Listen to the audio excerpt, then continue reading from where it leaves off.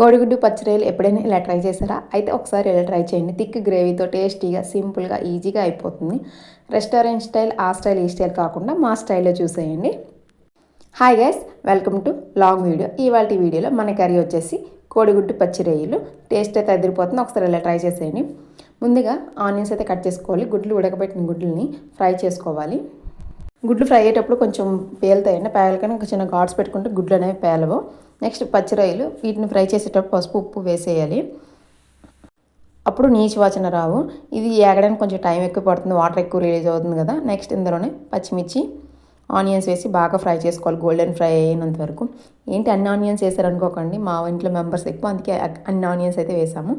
Onions అయితే fry అయిన తర్వాత అల్లం వెల్లుల్లి పేస్ట్ వేసుకోవాలి, అది మిస్ అయింది. నెక్స్ట్ అందులోనే పచ్చి టమాటీ మిక్సీ పట్టేసి వేసుకోవచ్చు, లేదా కట్ చేసి కూడా వేసుకోవచ్చు.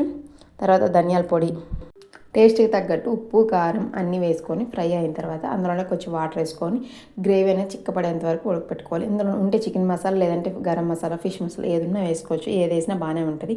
ఇంతేనంటే చాలా సింపుల్గా, ఈజీగా, క్విక్గా అయిపోయి కోడిగుడ్డు పచ్చిరొయ్యల కర్రీ. వీడియో నచ్చితే లైక్ చేయండి, సబ్స్క్రైబ్ చేసుకోవడం మర్చిపోకండి. Thank you for watching. Bye bye.